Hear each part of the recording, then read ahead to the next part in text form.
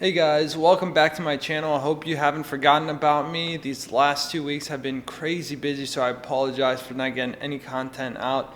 I've been talking with a lot of people, doing a bunch of interviews. I'm doing a collaboration right now. All sorts of stuff happening this past 2 weeks. So yeah, sorry about the content, but a lot of great videos coming your way, so stay tuned. Right now I'm gonna knock out some questions that have been building up for a little while, so let's get right into them. All right, so someone is asking about what are the best plant-based milks to get into, and I've gotten this question often. I mean, one thing is you want to find something that you like, but in terms of what's the healthiest, there's different opinions. I mean, some people will tell you to avoid soy. To me, soy is not that big of an issue. I've talked about soy before. I'm planning on making a video just on soy, but I mean, if you want to avoid soy milk, that's totally cool. I mean, there's plenty of other plant-based milks out there, almond milk, there's hazelnut milk, there's any sort of milk. Rice milk is really good, I like that. So just find the one that works best for you. I typically like to go with the ones that have the least ingredients. So just try to avoid the ones with a bunch of fake and artificial vitamins. Relatively low sugar. I mean, if there's a little sugar in there, I don't mind, but I just want that nut milk and water, and that's basically all I want. Another question is on vitamin B12, and they're asking what is the best source to get. Pill, spray, tablet, shot, etc. And I've done a whole video on B12, so be sure to watch that if you haven't already. But vitamin B12, again, there's so many sources out there. Even fortified foods, that's another one. I personally just like to go for a straight up supplement, because if I want a particular vitamin, why not just go for that vitamin as opposed to just consuming a bunch of artificial vitamins. So that's just my opinion. But in terms of the best B12 supplement source, I haven't really seen too many credible resources that say you should go for a spray over a pill or something like that.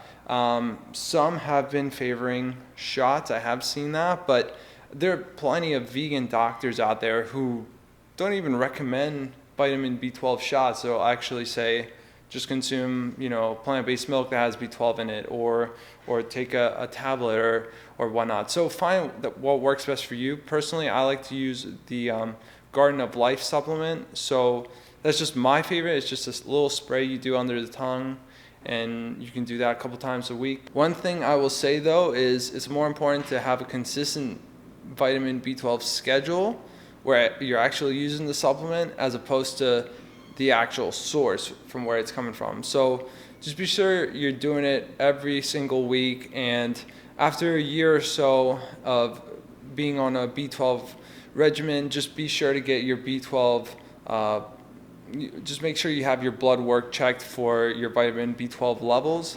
That way you know that you're getting enough. Next question is on vegan junk food and whether people should start eating vegan junk food, because they see a lot of people on Instagram and social media just promoting a bunch of, I guess, tasty vegan food. And I have to say that I am guilty. I'm not 100% innocent when it comes to this. Often when there's an occasion, I don't, I allow myself to have a vegan treat now and then. If you want to be healthy, you have to center your diet around whole plant-based foods.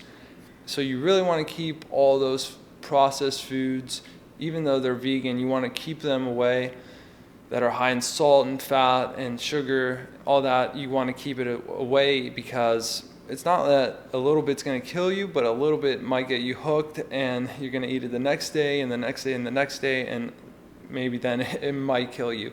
So just keep it low, keep it for occasions, holidays, special dates and things like that.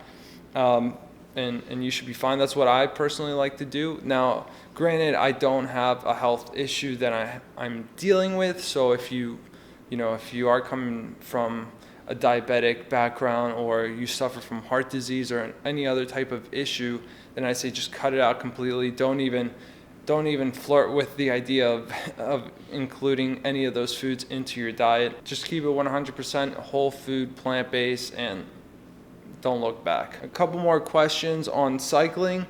This one is on power meter. What do I think about the Power 2 Max power meter? Is it reliable? I've personally never used Power 2 Max. I've heard great things about it. I did contemplate whether I should get the Power 2 Max when I was trying to invest in a power meter, because it seemed to be pretty reliable from the reviews that I read. It's not that expensive in terms of like, you know, SRM power meters, and it is a spider based power meter, which I personally do like. But in terms of power meters, there's really a whole selection of them which you can make, and I would just try to assess which one would work best for you. You know, do you have multiple bikes that you like to use one power meter on all of them, or are you just investing for that one bike? You know, if so, maybe go for a crank based power meter, just stick it on and never have to worry about it. Or if you do need to use one power meter for all your bikes, maybe invest in the pedals, or maybe like a wheel-based power meter. That'd be something to look into. But yeah, if you guys want to learn more about power meters, check out the video I made, and I go much more in depth in that topic. Okay, I've been getting this question a whole lot since I've been posting pictures of my new Allez Sprint. And that is, how does it compare to my Tarmac? What do I think of the Allez Sprint? Is it worth investing in, or should people just go for the carbon Tarmac? So yeah, the Allez Sprint is aluminum, and it does come at 1/4 of the price than the S-Works Tarmac frame. So that's to think about. But this Allez Sprint does not compromise in anything else but just that price. That's it. And I gotta tell you, the Allez Sprint is such a great bike. I've taken it up the mountains, I've ridden it on the flats where it's really designed to be ridden, but even on the mountains and the hills, it rides just fine. It's very light, it's very stiff for aluminum frame. They use a special welding system, and the bottom bracket is actually pretty thick. I mean, it's very similar to the bottom bracket size of my S-Works Tarmac. Maybe I'd say that the Tarmac is a little bit more comfortable. The nice thing about the Allez Sprint is that it does come with that carbon Venge Vias seat post and the Tarmac fork. So you get a combination of all sorts of goodies when you get the Allez Sprint.